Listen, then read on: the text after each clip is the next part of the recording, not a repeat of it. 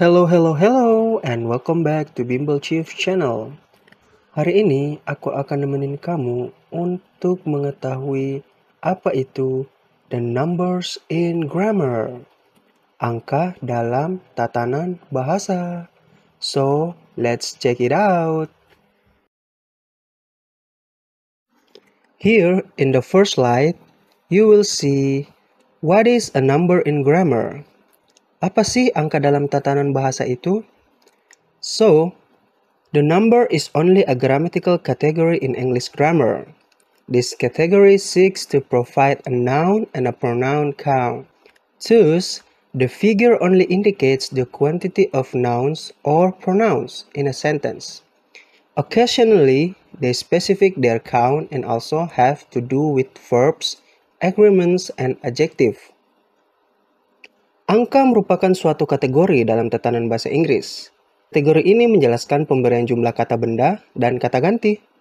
Dengan demikian, angka tersebut berfungsi untuk menunjukkan jumlah kata benda atau kata ganti dalam sebuah kalimat.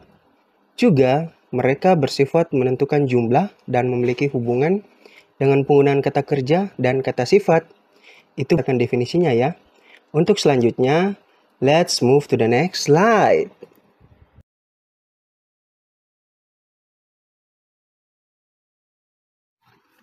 Second slide, you will see your steps to know about the methods of a number in grammar. Langkah kamu untuk mengetahui metode angka dalam tatanan bahasa. So, there are two methods that exist in grammar for expressing the count of nouns. There is a singular one and a plural one. As a result, we can state that determiners, verbs, pronouns, and nouns can all be expressed as singular or plural. Jadi, ada dua metode dalam tata bahasa untuk mengekspresikan jumlah kata benda, yang tunggal dan jamak. Akhirnya, kita dapat menyatakan bahwa kata ganti kepemilikan, kata kerja, kata ganti orang, dan kata benda semuanya dapat dinyatakan sebagai tunggal maupun jamak. In here, the fourth slide, I will show the table of singular and plural. Jadi, apa sih singular itu? Singular itu tunggal ya, dan plural itu jamak atau lebih dari satu. Untuk pengertiannya atau definisinya, singular itu merupakan number yang dihitung dari satu atau hanya terdiri satu kata benda maupun kata ganti. Sedangkan plural atau jamak, dia menunjukkan lebih dari satu, yang berarti ada lebih dari satu, baik dua maupun tiga dan selanjutnya, angka yang menunjukkan kata benda maupun kata ganti tersebut. Now, when we say singular and plural, the noun or any word that we are referring to has a distinct structure that indicates its counts. That means, by the structure of the word, we can figure out whether a noun is singular or plural. Oke, di slide ini, aku udah membuatkan table buat kamu. Jadi ada dua, singular itu tunggal dan plural itu jamak. Contoh kata singularnya yaitu a pen, sebuah pensil. Untuk pluralnya the pens, beberapa pensil. Bisa lebih dari satu pensil, dua pensil, tiga pensil, maupun empat pensil dan seterusnya. Selanjutnya a book, sebuah buku. Dan pluralnya the books, beberapa buku, tumpukan buku atau buku-buku. Selanjutnya ada child, anak tunggal untuk singularnya. Dan pluralnya the children, beberapa anak atau anak-anak. Selanjutnya adalah a banana, sebuah pisang untuk singularnya. Dan untuk pluralnya the bananas, beberapa pisang. And the last is a car, sebuah mobil.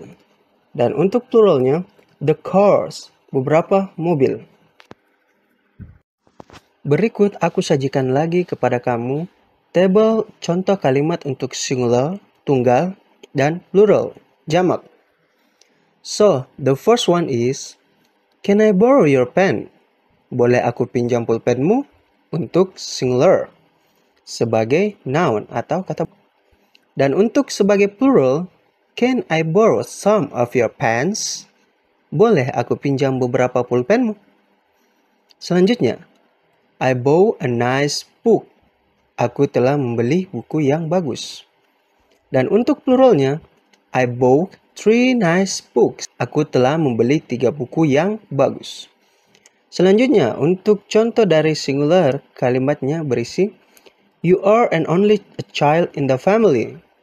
Kamu anak tunggal di keluarga. Untuk jamaknya, your parents have 2 children. Orang tuamu punya anak.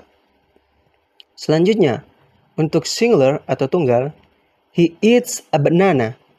Pria itu makan pisang. Selanjutnya, untuk contoh plural, jamak, he eats 5 bananas. Pria itu makan 5 buah pisang. Dan yang terakhir, the last, Adam has a fast car. Adam punya mobil balap. Dan untuk pluralnya, Adam has 2 fast cars. Adam punya 2 mobil balap. Oke, the next slide. Di slide ke-6, setelah kita mengetahui singular dan plural dari noun atau kata benda, aku telah menyajikan tabel untuk singular dan plural dari pronouns atau kata ganti orang. Berikut adalah beberapa contoh yang bisa digunakan. Singular atau tunggal terbagi menjadi 2, as a subject sebagai subjek dan as an object. Begitupun dengan plural, bisa sebagai subjek, as a subject, atau as an object, sebagai objek. Oke, kita bahas mengenai singular yang terlebih dahulu ya. Oke, as a subject I atau aku, ketika berubah menjadi objek akan berubah menjadi me. You atau kamu, ketika menjadi subjek akan berubah menjadi your, ketika menjadi sebuah objek. He sebagai subjek ya, akan berubah menjadi him jika posisinya sebagai objek.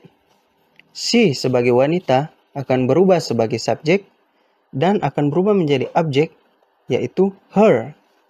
Dan it itu sebagai subjek akan berubah menjadi its jika posisinya sebagai objek. Begitupun dengan plural.